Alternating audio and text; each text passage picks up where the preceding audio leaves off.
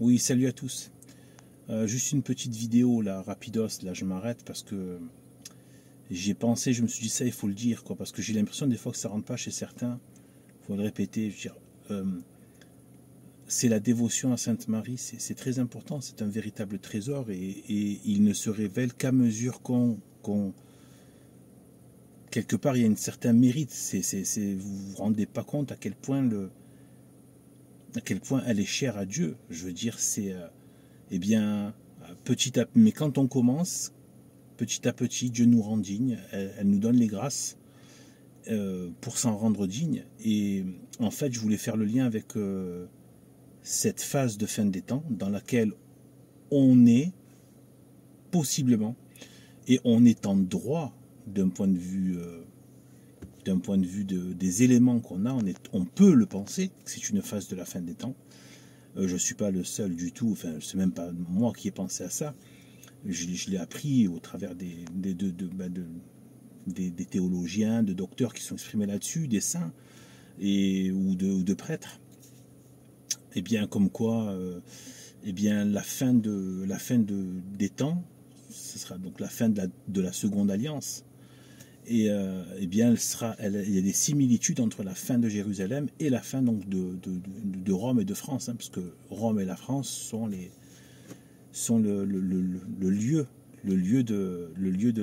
où c'est pratiqué la seconde alliance, le point de force, c'est-à-dire la force sacerdotale et la force politique avec la France, sacerdotale à Rome, et voilà. Et le sceptre voilà, du pouvoir temporel, soumis au pouvoir intemporel, bien sûr, en France. Eh bien, voilà, et c'est pour ça qu'aujourd'hui, donc, la France a été, enfin, aujourd'hui, depuis tout le temps, elle a été le théâtre du déchaînement du démon.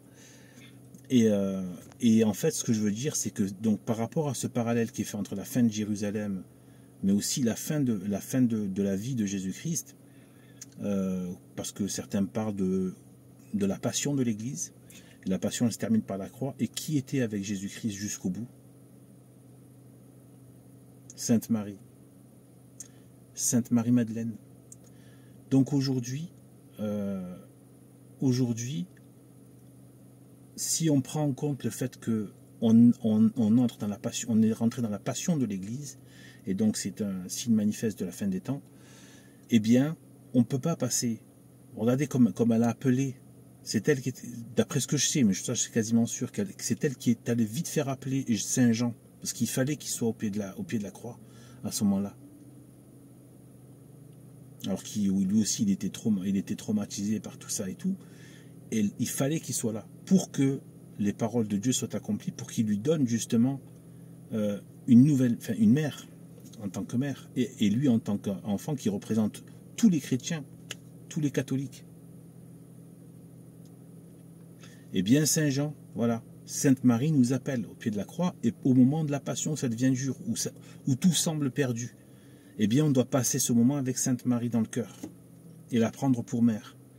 Voilà, c'est pour ça que je vous dis vraiment, c'est pour ça que ceux qui arrivent à avoir de temps en temps le sourire, malgré cette débandade totale, atroce, immonde, dégueulasse, ignoble, où on voit des soi-disant prélats en train de ouvrir les églises à l'abomination de la désolation dans le temple, et se ranger avec l'ennemi contre les catholiques traditionnels qui veulent la protéger. Vous vous rendez compte? Donc, dans un temps pareil, on peut voir la correspondance avec la défection des pharisiens et tout ça, de ceux qui gardaient le temple. Eh bien en fait, voilà, moi je dis vraiment, il faut rester avec Sainte Marie, la prendre pour mère. Vraiment pour mère. Une vraie mère. On a notre mère terrestre, notre mère de chair, à qui on doit bien évidemment l'honneur, et c'est dans les 10 commandements. Mais on a aussi, on doit, en tant que chrétien, en tant que nouvelle créature, née de nouveau, on a une nouvelle mère. On doit vraiment la considérer comme une mère en esprit. Et en vérité, c'est, voilà quoi.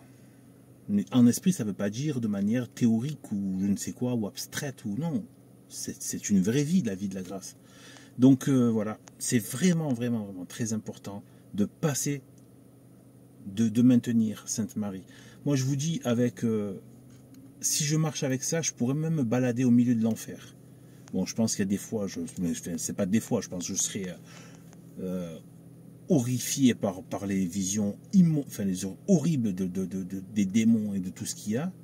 C'est insupportable, mais avec Sainte Marie, je serais rassuré. Lisez ah oui, ça je voulais vous le dire, lisez les litanies, priez les litanies régulièrement. Si vous voulez commencer un culte à Sainte Marie, il y a évidemment l'Angélus, le faire très régulièrement.